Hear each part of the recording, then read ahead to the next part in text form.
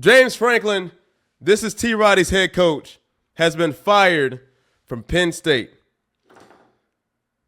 The second largest buyout in history. The second largest buyout in history. We all know who got number one. My dog, Jimbo Fisher. I truly believe after a while, they're going to stop making these contracts to where they can get $60-something million to not coach anymore. Because, okay, you fired James Franklin, right? He has a winning season almost every year. Y'all just went to the playoffs last year. So where do y'all expect to go next is kind of my thing. Like, where are y'all going next? Who are y'all expecting to hire next? Because if you're already paying James Franklin, let me see what his buyout is. If you're already paying this man $49 million, $50 million. You're already paying him $50 million. Then you got to pay the next coach that's going to come in after that that's most likely going to have a bigger contract. I don't know who you're going to get. I don't know. Penn State does need some help. I have no faith in them at all. I mean, y'all just lost to Northwestern. Y'all just –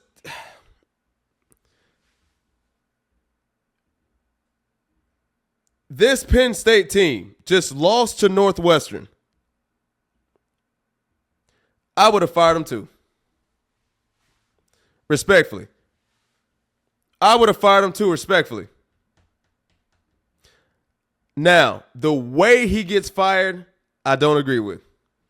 One thing I can say is James Franklin, sometimes you give you all, and your all is not enough. Firing him in the middle of the season like that, that burns a little bit. But at the same time, they did give you $50 million. So, look, if you fire me, and we're going to get on this with Norvell later because Norvell is in the hot seat, but if you fire me and you say, hey, C. Justice, you're not going to coach here anymore. I'm the head coach of Penn State. C. Justice, you're not winning the big games. You got to get up out of here. Okay. Sign that paper. $50 million? I appreciate it. Yes, will I miss the game? Yes, will I miss the kids? Yes, I'm going to miss all that. I'm going to miss the excitement of waking up on Saturday morning saying it's game day. I'm going to miss it. But with $50 million, I can find something to do. You best believe I can find something to do. With $50 million, I can find something to do. I will be just fine. Jimbo Fisher around here doing just fine.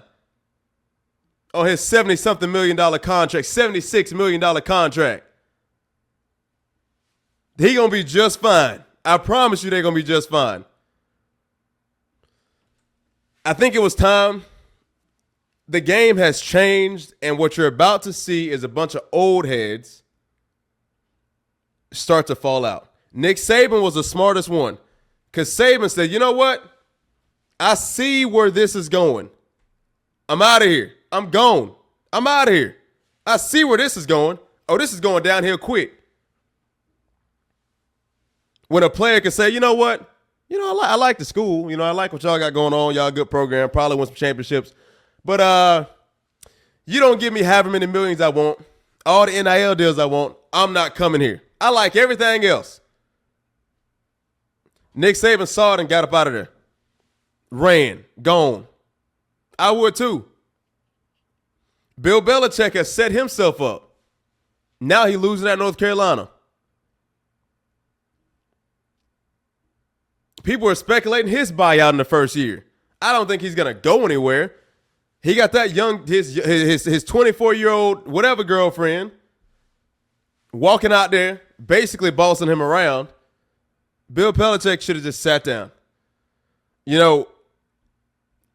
And somebody said something earlier today, and I thought that was very true. North Carolina is getting the attention, not as much, but getting the attention that Colorado got when Not as much. When Deion came, I mean, everybody was on board until they started losing and everybody hopped off the ship. See, people will hop on the ship when you're winning, but when you're losing, they don't want to be around you. They don't show up no more. Everybody want to, it's just you got to be careful.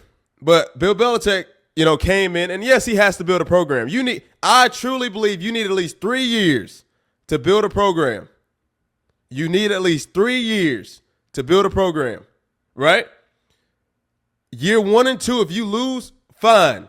Year 3, we should be seeing some progress. Because year 1, when you come in, all right, whoever's going to be James Franklin's, whoever's going to come after James Franklin,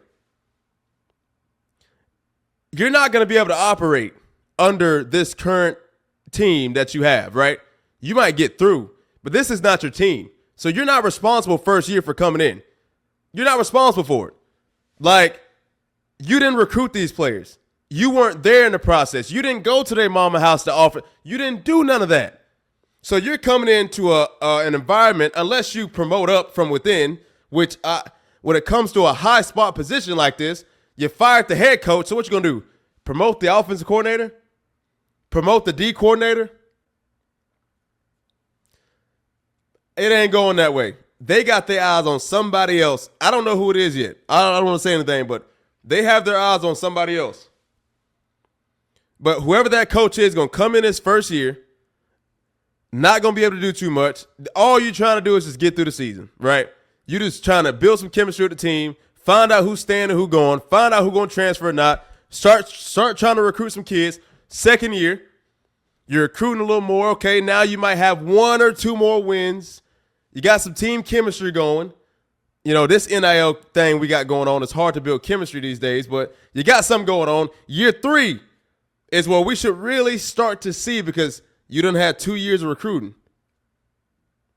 You done had 2 years. Year 4 and 5, if there's no progress and you're going backwards, it ain't looking good. And if you're not Deion Sanders, you're going to be fired too, right? Deion is safe, even though his record is worse than it was last year. He's safe because he's Deion Sanders. And he's earned that title. And they should not just fire him. But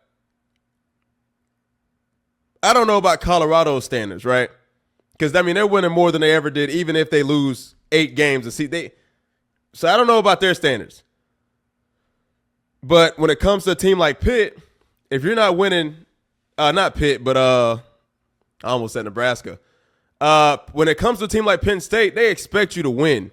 And the next coach is going to have even higher expectations. You done fired the guy who has a winning season every year. He just can't win the big games. And obviously not even the little small ones when you let Northwestern get you. Now the next guy got to be perfect. He has to be a playoff team every single year. I do not see Penn State getting over the hump when it comes to playing in conference games like Ohio State. We can't beat Northwestern. We can't beat UCLA. We got some problems. A 0-4 team that was defeated done beat you. A Northwestern team done beat you. T-Roddy said it's bad after the last 3 weeks of Penn State football. People are already decommitting. Ooh, yeah. When people see the program going down, they don't want to be a part of it, right? At this point, college football is unfortunately just becoming mercenaries. That's all it is. You got a bunch of people who really don't have no commitment to the program. They're just there to really get a check, and wherever they can make the biggest check is where they're going to go. You got some kids like those Miami boys who will stay around and be with a program for 3 years, even in losing seasons, right? And really, just be dedicated to the team. Because as a head coach, it has to be hard to build chemistry when every single year you got a bunch of different transfer portal guys. You got guys in, guys out. When you come back into the season and you have a whole different O-line, transfer from here, transfer from there, transfer from here, transfer from there. Everybody else who was here, they were gone. It's tough. That's hard to just get up and go. That was Colorado's plan. It didn't really work that well. You had all the talent of Shador and Shiloh and T. Hunter, but when you don't have a complete team and team chemistry. You could try to fake it. You gotta build it. It just don't work like that when it comes to these mercenaries. All right, T Green, give me a thumbs up whenever you're ready. I don't want to bring you up too soon. You ready? Okay, bet. All right. I got my co-host coming in. Hey, what's up, y'all? We got my boy T Green. What's going on, my guy? You good? Yo, what's up? I can't see the comments things. Oh, my bad. Let me hold on. There you go. I hate this floating over you. But hey. All right, coach. We got the show kicked off. We talking about James Franklin and him being What's up, T Roddy? And him being fired from Penn State, of course. His baby. He's been there for a long time. Yeah. Coach, do you believe, like Deion say, that he should have been fired in the middle of the season like this? This man is dedicated. Should he have been fired in the middle of the season like this, Coach? Nah, I don't think he should have been fired. They should have waited till afterwards because, like, what the playoffs is. My bad, I'm a little under the weather, but the playoffs is when? When is the playoffs? Hey, December. Might be a little earlier this week. Man, Might be a little earlier. We in October, so I feel like that's like hella late. They should have did it earlier if they was gonna do it like early on in the season. But you in the middle of the season, so they should have just waited till afterwards, in my opinion. Like, yeah. But Coach, they said they don't care about that, Coach. Like, we know what the front office is trying to do, right? They trying to say, hey, you don't drop too many games. I mean, that's embarrassing for a program like Penn State to lose to Northwestern, Coach. Yeah. That's embarrassing for an 0-4 UCLA team to come in there and wipe their nose like that. That's embarrassing, Coach. And it ain't getting better. If he wins at Northwestern, he stays. He didn't win. So, do you understand that part of it, Coach? Or you like, nah, still keep him? I would say still keep him because, like, you fire him, then who's going to pick up the slack? And, like, everybody run things differently. So, that's the thing about it. Like, with coaching, the dynamics of it, it's like now they listening to an assistant coach. And they may run something totally different. So I just feel like they should have kept him. But I get like urgency to get him out because those rivalry games and stuff are important. But like, I really think they should have just waited. Oh, what's up, Thomas? And I mentioned earlier. Yes, yeah. Yes, I mentioned earlier. I said the next coach he gonna have some high expectations, dog. Yeah, because he has a winning season every single year. So it ain't like he's just been losing. He has losing seasons, right? And they'll probably still come out on top without having a losing season, right? Still probably make a bowl game. We'll see how it go. But the next coach, damn near got to go undefeated. Yeah. I mean, he made it to the playoffs last year, but obviously that doesn't mean too much now in this current college football. So I don't know who they're going to get next. Somebody said Nick Saban. I'm like, Nick Saban ain't finna get. Nick Saban. Like, come on. He done. Like, everybody, Saban is happy where he is. Yeah, Saban ain't finna come out he not finna do this again. Facts. He not Bill Belichick. Nick Saban got out at the right time. Facts. I feel like Bill exactly Belichick what he should have did. Bored, to be honest, and he's just like, man, I might as well. Yeah. You have so many dominating years at Alabama, it was gonna go downhill. T. Roddy said, I mean, I kind of agree that he shouldn't have been fired yet, but they should be talking to other coaches like the coordinators because they call the plays. I 100% agree, T. Roddy, because it's like the head coach, but it's also who you hire. Like you said, like they just running the plays that the coach is calling. So I agree. They need to talk to them. Yep, because like Deion has adopted this structure to where he's not calling plays, right? Most of the time, his headset mic is flipped up. He's not on the headset. He's not calling none of that stuff. Yeah. Norvell with Gus Malzahn. Last year, Norvell was calling the plays. This year, Norvell's not calling the plays. He's just kind of sitting there with it. Like most of the game, he's like this. So, these head coaches aren't really the ones calling the shots. But at the same time, if I'm a head coach and I see this going downhill, something need to change, right? So. You got to butt in somewhere. You got this is your job. You're going to be the first one to go while they going to sit there and still get their paycheck and still, well, I guess he still got his paycheck too.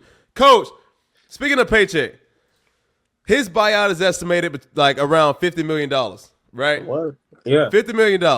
I think it's the second or third largest buyout since Jimbo Fisher, right? Cool. Hey. Yeah.